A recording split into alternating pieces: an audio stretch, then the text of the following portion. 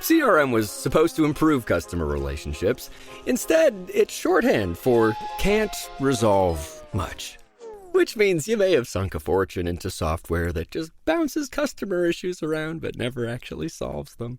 On the ServiceNow AI platform, CRM stands for something better. With AI built into one platform, customers aren't mired in endless loops of automated indifference. They get what they need, when they need it. Bad CRM was then. This is ServiceNow.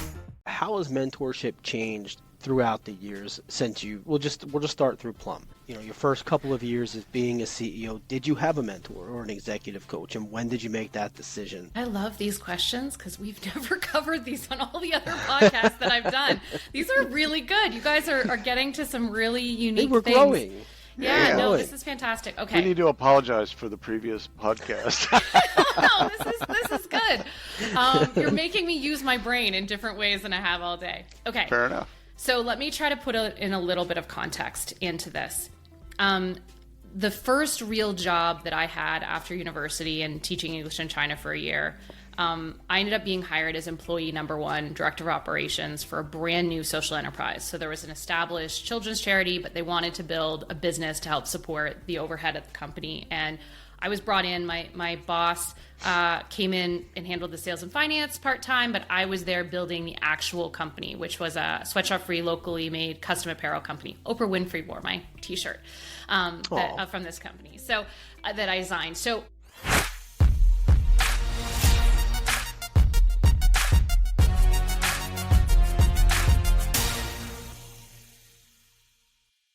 Hey, this is William Tincup and Ryan Leary. You are listening, hopefully watching, inside the C-Suite podcast. We've got a friend of the firm on today, Caitlin MacGregor.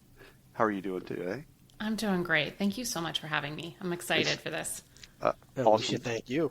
and if I don't ask Ryan how he's doing, he then gets upset with me. So Ryan, how are you doing? It depends if I've eaten today. And I've eaten, so I'm not angry. I'm happy. Right, very good. I'm happy. We're going to have a great conversation. Very good. Yeah. So, Caitlin, you've been on several of our podcasts through the years, so thank you for that. A. B, would you do us a favor and introduce yourself and just tell us the audience a little bit about what you're doing now? So my name's Caitlin MacGregor. I'm the CEO and co-founder of Plum, and we are a software platform that helps enterprise companies match their candidates and their employees to roles where they are going to outperform their peers, be more productive, and be more fulfilled, so stay longer in the roles. And so we've democratized access to best-in-class industrial organizational psychology, so people's behaviors and cognitive ability, and match them to roles where they're going to be happy, fulfilled, and thrive. So you're a co-founder, correct? Yes. 100 years ago, when you brought this to market, you had a co-founder? Yes. So, do you want me to go there? Oh yeah, I do. This is part of the part of the story. Definitely part of the story, but I often save for later. So,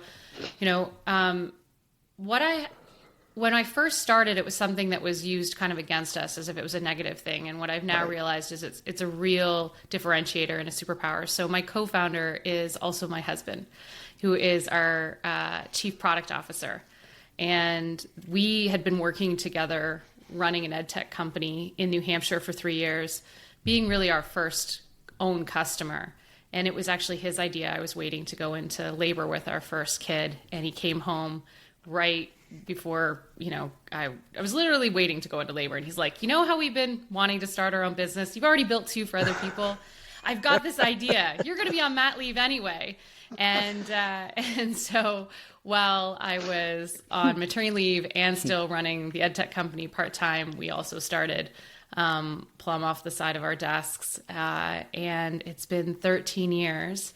And I'm so grateful because we have completely different sets of expertise that have really helped us build this business. But they talk about being the CEO can be lonely at the top, and I'm never alone. I always have somebody there that is willing to support me and help me. And if I ever have a moment of doubt, he is right there encouraging me to keep going. And it's really been this amazing thing. And This year, I was selected as part of Ernst & Young's Entrepreneurial Winning Women. It's basically a feeder program to Ernst & Young's Entrepreneur of the Year award. And I've met, 19 other women. And what surprised me is about half of them, their husbands are their co-founders.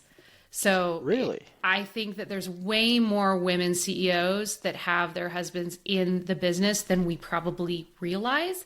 I think that, it's one thing if the male is the CEO, if the husband's the CEO, but if you think about it, women, we're juggling a lot of different hats and a lot of different roles. If we haven't put our lives on hold, which some have, we've got 2 kids, just having that support, that partner, like, I think we're smart enough to realize, why the hell would we do this alone if we can have the person right there having the exact same priorities? Anytime I have to travel, he's right there being like, I got the kids, don't worry about it, I got it. There's no resentment, there's no oh, you work too much, and it's always that constant partner. And so now that I've started looking at, especially women that have been bootstrapped, that didn't fundraise because nobody told them it was a bad thing. They've just been doing it as a way of growing their business. You find venture backed companies like Plum, and it was actively discouraged. But yeah, 13 years, and I couldn't do the business without him because he brings so many other things to the table that I don't. I would love to call my wife in. She's right over there.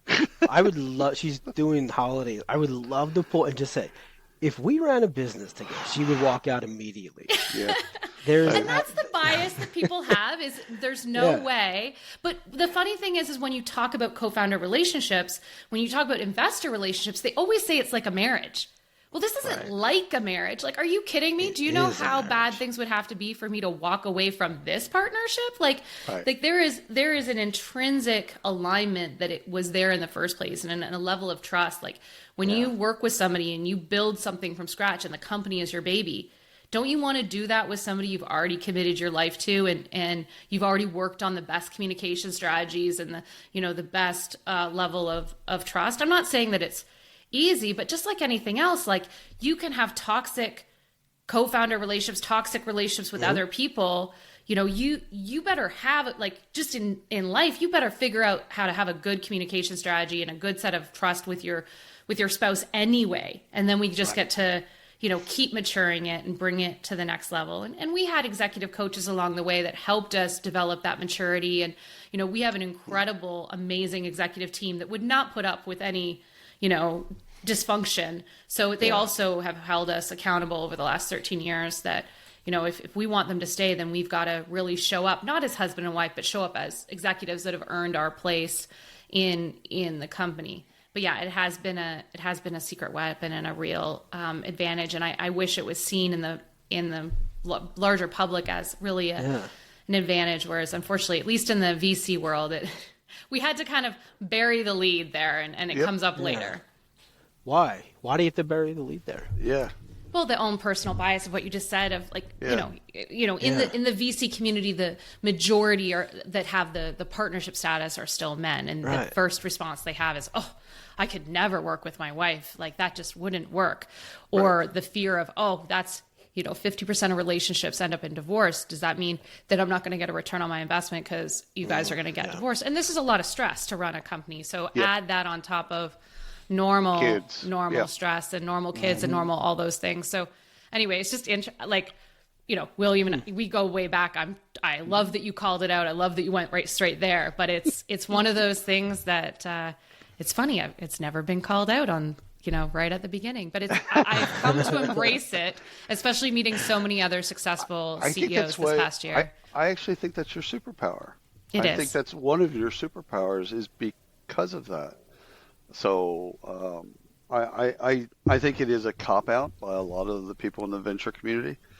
Is they want someone that's 100% dedicated, and they see a marriage to a co-founder as something that would impede 100% participation in, which is completely untrue. It's the Y'all opposite. live it, breathe it. You wake up, talk about it. I mean, you're constantly growing the business or fixing problems or whatever, innovating and things like that, and you're living with the person.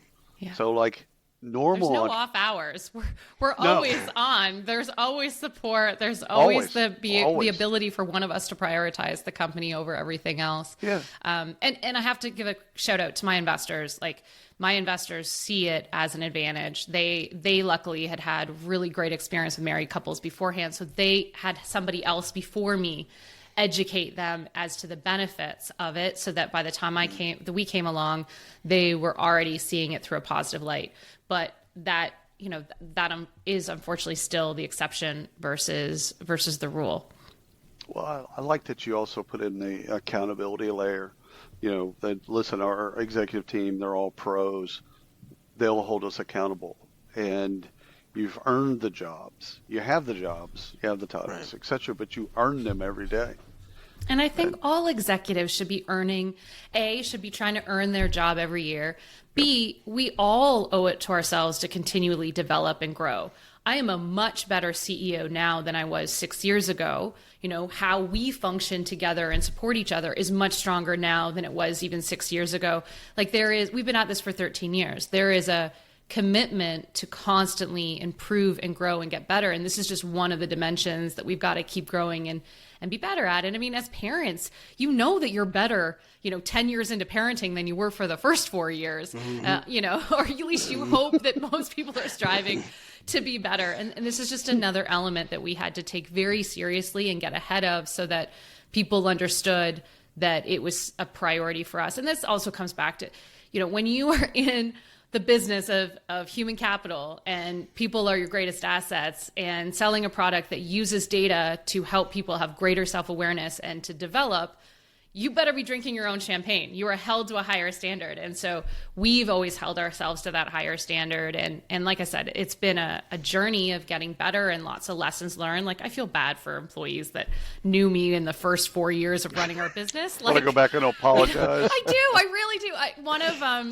Before we brought on our chief revenue officer, we had somebody else for 5 years, and he went on and became a CEO of his own tech company. And, we had a Starbucks, a year later, and he wanted to apologize to me. Like, I didn't realize what your job was. I didn't realize everything until I was in your shoes. And I was like, no, I want to apologize to you. I've learned how to be so much better of a leader and how to be more supportive in a new light. So, we're all growing. This is just something that we've had to be consciously it's a responsibility. It's a responsibility to not have dysfunction. It is a responsibility to continually grow and be better. It is a responsibility to play to each other's strengths. And we're at our best when we're filling each other's gaps, and we're not, we really bring completely different assets and strengths to the company. And sometimes we get to collaborate on the same thing, and that's really cool. But he's chief product officer, so he's setting the product vision. He also is responsible for all the industrial organizational psychology, all the science behind what we do, and really shepherding that and ensuring that when we do audit, New York audit biases, that we're on the right side of it. Like, that's all very much a different domain than what I'm doing. Netflix has a new monstrous story to tell. In 1950s Wisconsin, Ed Gein lived quietly on a decaying farm, hiding a house of horrors so gruesome it would redefine the American nightmare. Driven by isolation, psychosis, and an all-consuming obsession with his mother, he committed crimes that would haunt Hollywood for decades. The third and most harrowing installment of Ryan Murphy and Ian Brennan's anthology series. Watch Monster, the Ed Gein story, October 3rd, only on Netflix.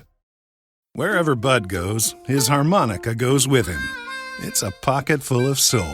Now he's living with prostate cancer. He asked his doctor about Xtandi enzalutamide. Xtandi 40 milligram tablets treats men with prostate cancer that has spread to other parts of the body and responds to a medical or surgical treatment to lower testosterone. Xtandi may cause serious side effects: seizure, a brain condition called PRESS, allergic reactions, heart disease that can lead to death, falls and bone fractures, swallowing problems, or choking that can lead to death. Stop Xtandi and get medical help at once if your face, tongue, lip, or throat start swelling. Tell your doctor at once if you faint, have a seizure, quickly worsening headache, decreased alertness, confusion, vision problems, chest pain or discomfort, or shortness of breath. Xtandi can cause harm to an unborn baby or miscarriage. Use birth control during and 3 months after Xtandi. Common side effects include muscle and joint pain, feeling unusually tired, hot flashes, constipation, less appetite, diarrhea, high blood pressure, bleeding, falls, fractures, and headache. Talk to your doctor and visit Xtandi.com. how do you view mentorship? And two, how has mentorship changed? Your first couple of years as being a CEO, did you have a mentor or an executive coach? And when did you make that decision to get that? I love these questions because we've never covered these on all the other podcasts that I've done. These are really good. You guys are getting to some really unique we're things. Growing. Yeah, no, this is fantastic. Okay. We need to apologize for the previous podcast. No, this is good.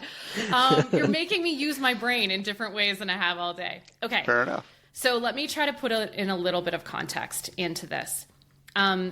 The first real job that I had after university and teaching English in China for a year, I ended up being hired as employee number 1, director of operations for a brand new social enterprise. So there was an established children's charity, but they wanted to build a business to help support the overhead of the company. And I was brought in, my boss came in and handled the sales and finance part-time, but I was there building the actual company, which was a sweatshop-free, locally made custom apparel company. Oprah Winfrey wore my t-shirt from this company, so that I designed. So I had no background in manufacturing, in custom apparel, silk screening, supply chain management. I mean, I studied international development. I had zero credentials to be the first employee and build this business from scratch. So, Oliver Madison, my first boss, he saw potential in me and gave me an opportunity that was not logical. He said I had chutzpah, but there was nothing on paper that said that I should have had that opportunity. But I did, and I realized then that I was an entrepreneur and that my superpower was building something from nothing. But I am 2 years into this, my first real job, and I am working, 10 a.m. to 10 p.m., 7 days a week. I've built the product. Now we're shipping all the time, logistics, supply chain management. It is a round the clock job. We are, on a shoestring budget, and I have just gotten married. So, we had 6 months engagement, putting the wedding together, dance classes in between, and now the wedding's over, and I am like never home. I tell my husband, Neil, yeah, I'll be leaving the office in 5 minutes, and 3 hours later, maybe I'm through the door home. We've all done that. Yeah. Yeah. And our best friend that lived in the same apartment building as us had been an entrepreneur in the dot-com boom when he was like 20 years old, had the term sheet for $1 million that got pulled right as the boom was going on. And, he had experienced what it was like to be a young entrepreneur that was frankly grinding it all the time and hustling all the time. And he saw how negative that impacted his life, early career. And he had gone into academia instead. He's like, I'm not doing this entrepreneur shit. I'm going to go and get my PhD. And he said, look, Caitlin, if you keep going at this pace, you're not going to have a marriage to come home to. You need to get an executive coach. You need to stop being this martyr that if you got hit by a bus tomorrow, the company would not survive without you. And I know at 27, that's super powerful and that feels amazing, but that's not good for you. That's not good for the business. You need to see an executive coach. So he connected me with an executive coach, and that's where I realized that I was too agreeable. I had a classic syndrome that a lot of women in North America have, which is we have been raised to please people. We have been raised to be yes, and high achieving women really have been raised to not want to disappoint anybody, and that there is no job that we can't accomplish. But what that happens is that we don't know how to say no. We don't know how to advocate for ourselves. We don't know how to set boundaries. And we are heading straight towards actually a really unhealthy relationship with work that eventually will catch up to us and lead to burnout and also sever a lot of relationships. I don't even want, first of all, 5% of CEOs are women. Most CEO women are divorced. We could just get into the statistics of the consequences of how that translates as you go throughout your career and the burnout possibilities. So I was so lucky at 27 for this to be kind of mirror being held up against to me. And I started seeing an executive coach, and I started learning. And it takes 7 months for your brain to start to jump in and say, oh, wait, Caitlin, stop. You said you're going to be home in 5 minutes. you actually need to leave the office. Fulfilling that commitment and building that trust back is more important than whatever to-do list objects that you're going to get done in the next 3 hours. So it takes about 7 months, in my experience, repeatedly, anytime I go through a massive growth journey, for my brain to even just recognize that I should be doing something differently, and then a full 12 months before I can actually have a strong enough muscle to start doing things differently.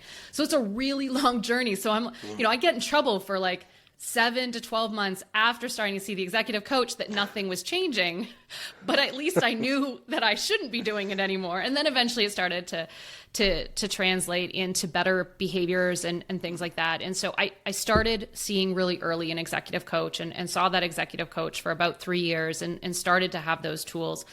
And then, I didn't want to do that business anymore. I didn't want to become any more of an expert in supply chain management. I gave a year's notice that I was going to move on after 3 years.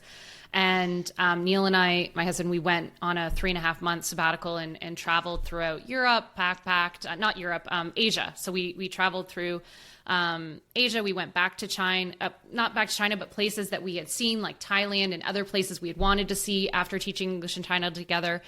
And so we spent 3.5 months and came back, and I actually joined the company that he was the global expert in training software for students with learning disabilities, how to use assistive technology to help them succeed in school. And we moved down to New Hampshire, me as the president, him as the vice president, to start up the US branch of this edtech company. And that's when we started working together. And that's when the executive coaching took another level of how do we work together. He had never been in an entrepreneurial environment. Right. He had never been in that high level risk taking, that 24/7 work environment. I basically brought him over to the dark side. Like the way our relationship worked is that like I got to be a little bit less of an workaholic. And then I like brought him over to the dark side so that he could also, be grinding away too. And so we started seeing executive coaching both separately, but also how does this work? How does this work together? And I find that after 3 or 4 years, I kind of need to switch it up with somebody else. It's like that executive coach has a set of tools in their toolkit, and it's like I've learned them, and then I need to move on to the next person. And so to this day, a different person again, but I always have an executive coach that I'm talking to at least every other week because it's keeping me accountable to continually growing and developing and being conscious about what are those milestones and things that I'm working on getting better at.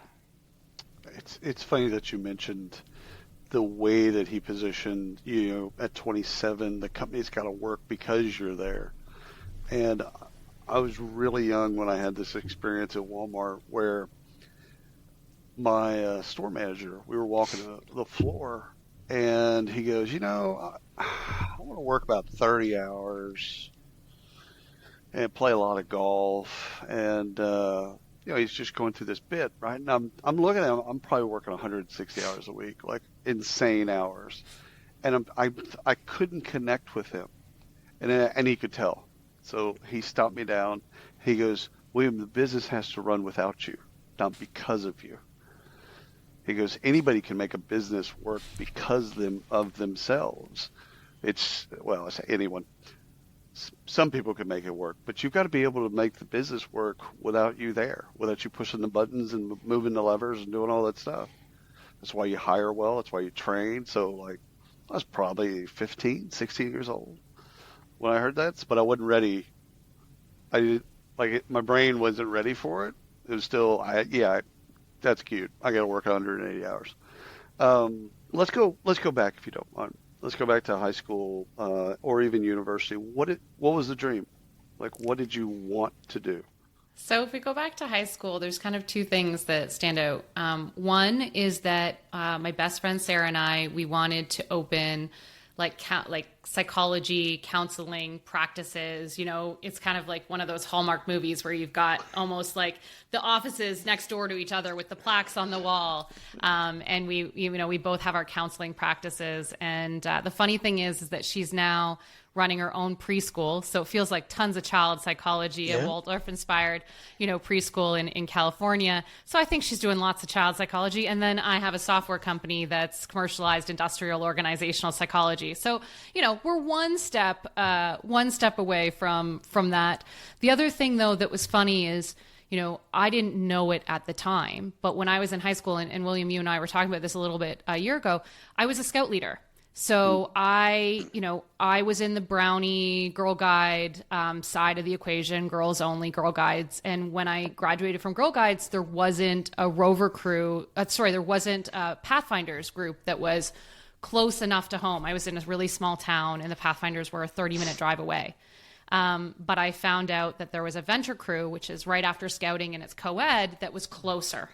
And so I was able to convince my parents, my mom, to drive me to this closer venture crew. And I got involved with this co-ed scouting, and we didn't like the leadership. It wasn't working out. So I found somebody that was 15 minutes away, even closer, that had gone through the whole scouting program to be our venture leader. And so I became the president of the first Oil Springs venture crew, and got all my friends and got together. And then we, planned, winter camping and planned canoe trips. And I led all of that. And that was kind of the beginning of creating something from nothing. And then, becoming a scouter training and becoming a scout leader, like that was developing leadership skills. And then when I went off to university, I wanted to go to the Model United Nations in Ottawa, but my university didn't have a Model United Nations group. So I organized 50 kids that had never been together before. We raised, tons of thousands of dollars selling Krispy Kreme donuts, which were brand new to Canada at the time, as a fundraiser to pay for us to go to a United Nations, Model United Nations competition in Ottawa. And so there are these signs throughout high school and university of any time I wanted to do something and it didn't exist, I just created it from nothing. But no one had ever said, Caitlin, maybe you should be an entrepreneur. I studied international development. I wanted to go out and change the world. That was the dream, is I wanted to have a positive impact on the world and help the world be better. And that's, I thought I would live overseas for a decade and start my family, doing development work overseas. And in university, I lived in Ghana in West Africa, and all of my classmates at the University of Ghana were smarter than me, had better ideas of what to do. And I'm like, I need to go back to Canada and make an impact from home. And that's kind of, then I just by luck got, trying to work for a charity and had the opportunity to build a social enterprise from scratch. And I think back on my life that nobody pointed out to me. I didn't have the self-awareness to know I was an entrepreneur. How long would it have took if Oliver had not seen that potential in me? And that's ultimately one of the things that's driving. There's about 3 reasons driving why I created Plum, and keep working on it. But that's one of them, is that we shouldn't leave it up to somebody discovering us or seeing our potential, because that's limited to people that have that network and that have those people in those positions of power and privilege. And every single person has potential. And why the heck, going into 2025, don't we have a better way of matching people to the roles where they're going to be their absolute best self and deliver the best results for themselves and for the world? And so I'm just really lucky I had one of those lucky opportunities, but I'm trying to make sure that it's not up to luck for others to be discovered. Yeah, so there's a theme that's starting to build here, at least for me, the difficulty and the experiences that you've had as a woman entrepreneur or budding entrepreneur at the time through now, right? Even now, maybe let's talk about that as you're coming up in your career. What are some of those memorable moments that you've had that just always stick with you? I think the fundraising journey is really where I know that my path is different than most. And there's a couple of contributing factors. One, even though most of our customers are in the US and a third of our people are in the US and we're fully remote, I still started in Canada. I started back in my childhood home in a small town of 8,500 people in Southern Ontario before, moving to Waterloo just outside of Toronto. I started in Canada, and, while we try to say Waterloo is the Silicon Valley of the North, it doesn't have the access to capital that Silicon Valley has. It doesn't have the influence in the network. And I wasn't originally from here. So just, I didn't have the black book, and I didn't have the people that were well connected to help accelerate my journey. And I didn't have access to the type of capital that can really set a startup up financially to grow really quickly. So, there very much was this playbook in the last 13 years while I've been growing the business of what it is to be a successful startup, where, there's a certain timeline, there's a certain amount of revenue, there's a certain amount of growth rate, there's all of these milestones that show that you are quote unquote successful. But what nobody talks about is how much money allowed you to accelerate that quickly, and what network, gave you those ins. And just, being in Canada, I didn't have the same kind of superpower behind me as somebody who would be in San Francisco. So there's a disadvantage if you're trying to go the venture route. If you're bootstrapped, there's lots of advantages, for being exactly where we were. But I knew we were going to need capital. So from a capital perspective, we were at a disadvantage. And then you bring in the fact that I'm a woman-led business, where I'm a woman CEO. And there, when it comes to, this is very similar to hiring. Investors are trying to match a pattern as a way of de-risking their decision-making. As humans, we use patterns to say, yep, these patterns have been successful in the past. Therefore, if I bet on the same pattern, they're going to be successful in the future. Well, the reality is that if you take a checklist of 10 things, what's their revenue and what time frame, and, how do they talk? How do they talk about the future? What's their mindset? If you take that list, I show up very differently. So women get less access to capital. And when they do get it, they get it at lower they get less of it and at lower valuations. So already, I'm fighting to get, so my fundraising journey, anytime I went to fundraise, I'd have to take a year to get 99 no's and 1 yes each time that I fundraise. So in this 13-year journey, I've spent at least 4 years just going through 400 no's. Now, there was always a yes, and I'm very lucky that there was always a yes at the end of the day. But that's time away from growing the business. When I'm raising half the amount of money as my male, peer that's running a different business, they can go longer. They can invest more. They can hire more expensive talent that's more experienced. So there's just constantly kind of this death by a thousand cuts. But the thing that I don't think people talk about enough is the pattern matching with how we show up in terms of how we talk. So TechCrunch did this really great analysis now, probably 6, 7, 8 years ago, where they reviewed all of the demo day pitches. And what they found is that a woman that gave the demo day pitch, the judges were always asking, prove it to me questions. Whereas to the men, they would always ask, tell me how this could be, visionary type questions. And what they've done is given the exact same pitch that a woman gave, delivered by a man, and you get a completely different output. And some of that also, again, in the hiring front, we see women, if they only feel like they have maybe 6 of the 10 job requirements, they may not apply.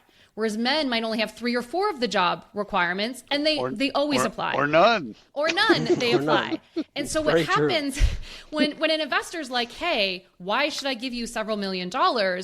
If you are humble, if you are transparent, and you hesitate with your answers, or you don't come off with this huge amount of swagger and belief that you're going to be the next Elon Musk, it actually gets, you're docked for that. It's right. Oh, wait a second. The people I invest in talk like Elon Musk, talk like failure isn't a possibility. And this woman is, talking like she's 80% confident, or pointing out the things that maybe she's being mindful of because she's trying to be honest. She's trying to show that she's thinking ahead of the things that could get in the way. She's trying to show the areas that she needs help with and why you want to add value. And so what happens is that we just talk differently and we show up differently. And because the majority isn't us, that pattern matching ends up hurting us, which then goes against the fundraising and the amounts and the valuation. And it's death by a thousand cuts, and it's frustrating, though it does make, when you're successful, like we've raised 15 million to date, it does make the wins sweeter, and success is possible. But But the pattern matching, just like in the HR industry, really is so detrimental to actually promoting the right type of success. It's a nice way of saying bias. Yeah. Are female investors harder on you? Female investors have been fantastic. Honestly, okay. They get the bit. Yeah, I've been talking to investment bankers more recently, which is just that next level up. Right. And I realized that there's like no women in investment banking, like just none. No. And I hadn't realized that in the last 13 years, just how much that's a stark difference to the VC community. There are at least a third of the women that I have had the pleasure to deal with over the last decade. And it's growing. Now, a lot of those women are still, unfortunately, in more junior roles. They're not at the partner level, but they're working their way up, and we're getting every year more and more women partners. And it's making a difference, but there's a stark difference. If you have a third of women in the room and in the conversations, it's changing the tone versus investment bankers where there's zero women. Oh my, like, honestly, I've never used the word mansplaining in any of my own real context. Like, we all laugh about it. We think it's funny, but I've never had to use it. Oh my goodness. Talking to investment bankers. Yeah. Let me tell you a little bit about what an assessment is. My Let me tell you goodness. what assessments are. Great. Quick question off topic. Are Canadian entrepreneurs different than American entrepreneurs? Yes, we are. We're working on it. No. Are you insinuating that they're too nice? They're too humble. That's they're where too I was nice. going. That's exactly what I was They're too cautious, know. Yeah. And some of it is because we can't. They're like, oh, well, this happens in Silicon Valley all the time. And it's like, yeah, I can't reproduce that exact scenario. Like, I don't have the same resources. That's great that you can pull it off there, but like, that's a little bit of magical thinking in Canada. So there's some times in that we can't take the same amount of risks because there just isn't the gobs of capital to support crazy ideas. You've got to have a bigger dose of, reality check. We punch well above our weight and well deserve the awards that we get in our industry. But if we weren't prepared to beat our chest and say, we are the leader, like the absolute leader when it comes to a tech solution that can scale at the enterprise level, if you want to measure durable skills, it is Plum at the enterprise level, full stop. There's nobody close in a second place. We are the leader. If we can't say that ourselves, which is absolutely true, how are we going to talk to analysts or, put ourselves forward for these industry awards or talk to prospects who are considering other platforms? Like, if we can't beat our chest and say we are number one, why would we expect the rest of the industry to accept that? Whereas if you talked to me 4 years ago, I would have said, oh my God, I'm not that arrogant. Like, what are you talking about? I can't say that.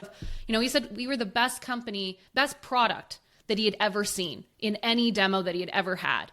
And, we were looking at our sales numbers. We were looking at our growth numbers. We were looking at all the things that get held against us.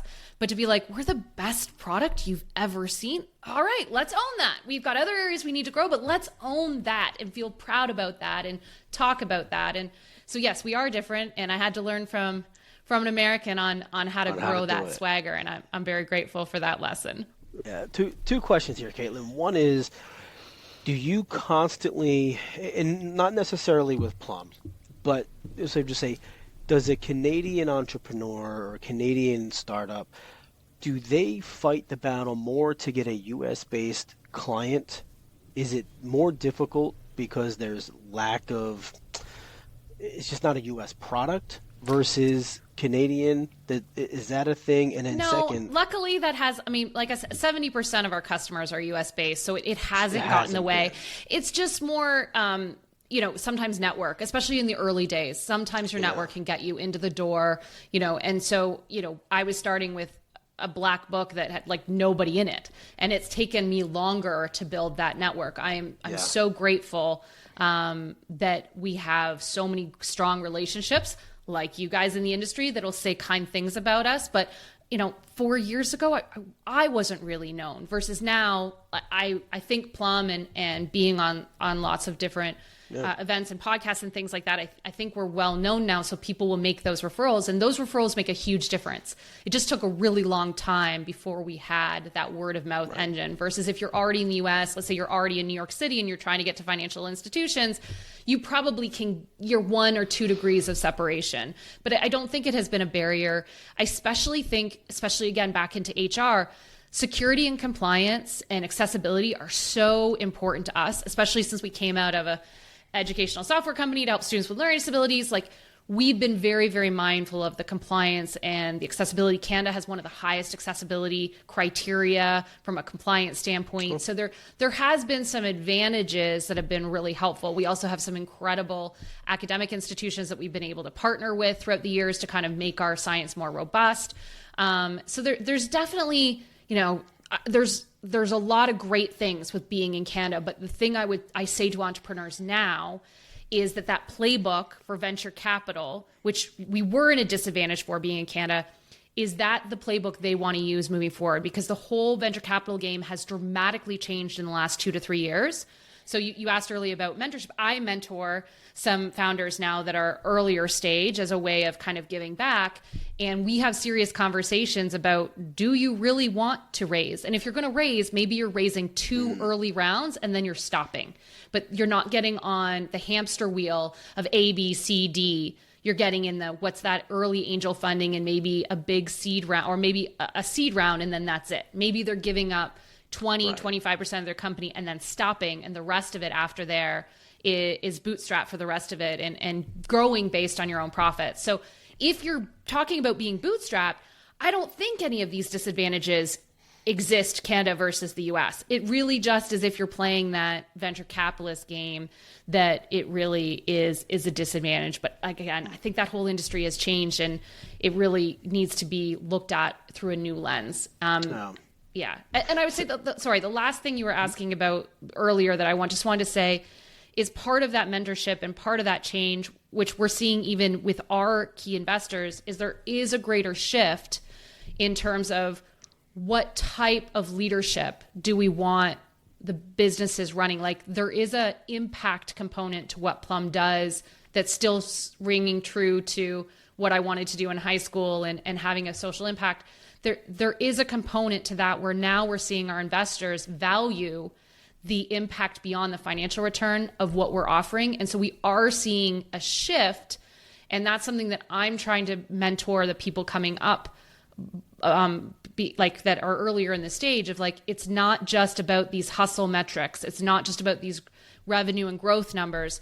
There's more to the sustainability and the positive impact a business can do. And so we are starting to change the narrative. And in that, I think Canada's a great place to be, to help foster what I think is a healthier type of leadership that I think all businesses need to be modeling moving forward. And I'm growing and learning and trying to do that in my own business too. Yeah. Second question, and then we probably have something to wrap. Have you ever walked out of an investor meeting and just turned them down? Oh, this is great. I don't like you. Yeah, I can see that happening. Oh, hell, I can see it. In fact, I can name some names if you like. Yeah, no, we won't do that. Not to their face. I did have somebody recently that I was about to move forward with to work kind of in an advisory capacity. Yeah. And I was getting pressure to bring on, the board wanted some extra expertise. So I was kind of complying with bringing in this advisor part-time to help. And I was kind of at that point where I'm like, oh, I've interviewed so many people. I'm just going to kind of compromise and do this to check the box. And I was just about to move forward with this person. And they absolutely put their foot in their mouth, really put their foot in their mouth, totally against like diverse founders. Like, it was a direct jab at, supporting diverse founders. Like, and I just, my mouth dropped open, and I did not call him in the moment, because I'm like, how, like, look, like, what are you talking about? Like, read the room. Me who you are. Yeah. And so I didn't call it out. I ended up finding a perfect person that we move forward with, and I just said, like, we're moving forward with somebody else. I didn't call them out on it. And I've had that happen with investors too. And the reason is that it's such a tight-knit community. You got to be careful. And sure. if they have such lack of awareness, like, am I the person? No, they'll probably dismiss me and call me an angry woman, that, like, it's such a small community. Feminist.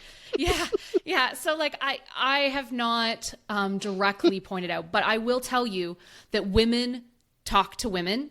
There is, 100%. and the bad actors have definitely been pushed out of the industries, like the different areas. Like, I do find that we talk and we then avoid certain people. And I'm really grateful that behind the scenes that's all talked about, and it does come back to them. But no, I haven't called them out directly. Just, it's such a small network. Some of that's the silver lining of the Me Too movement, is all of the pain and suffering that that women went through for so many years.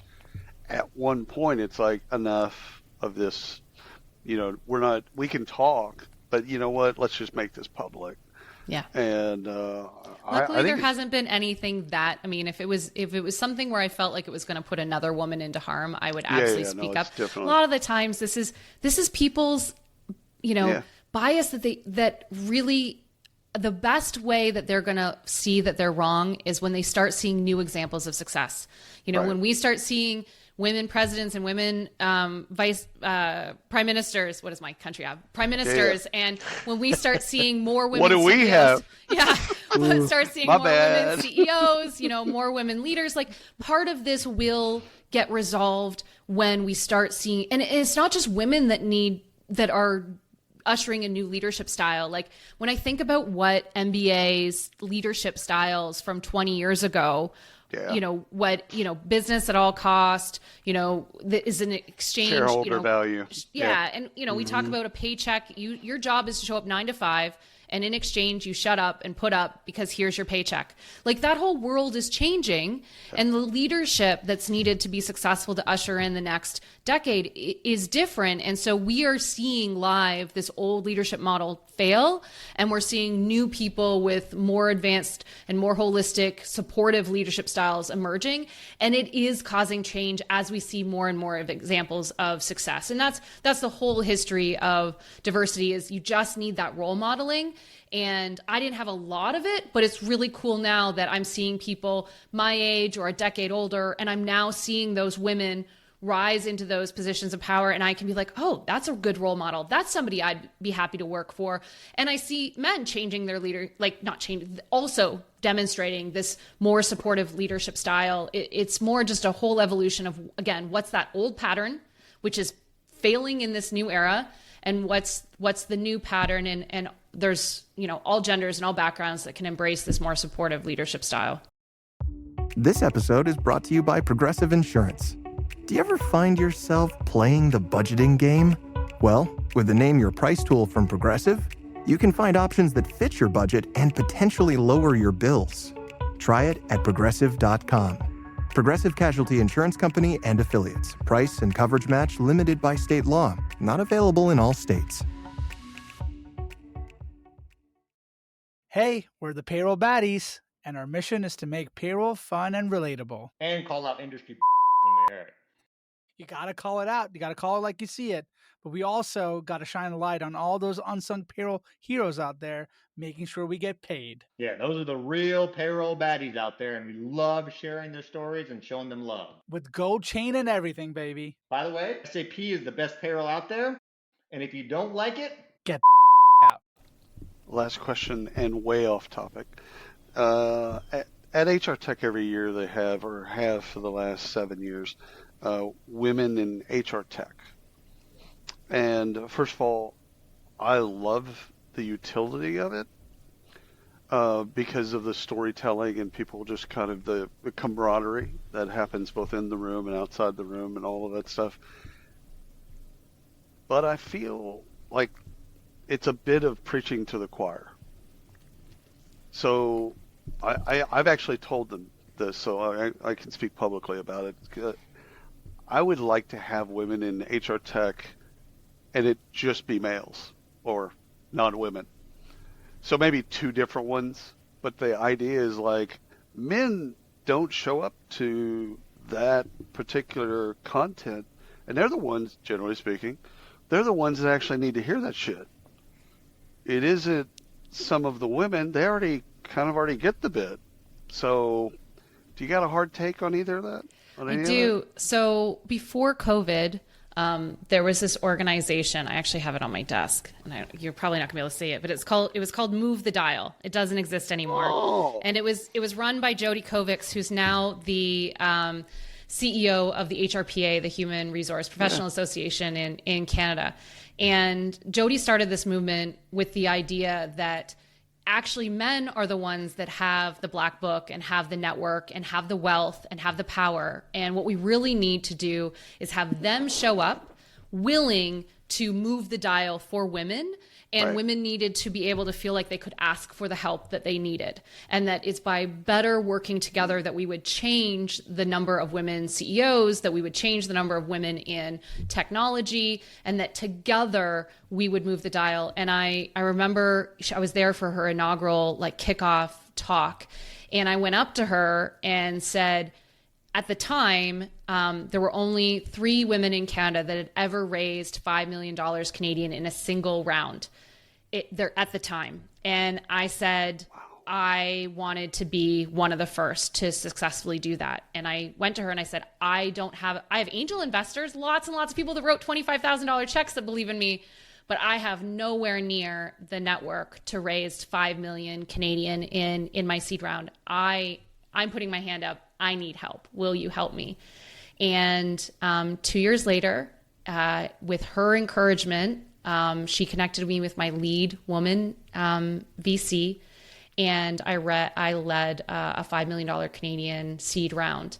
And I will always be grateful but that concept works because of all the people she brought into the room and making it everybody's responsibility to change that pattern and to change that success. And this is way, way off topic, but if you're following any social media and you know anybody over the age of 35, it's the same thing with perimenopause.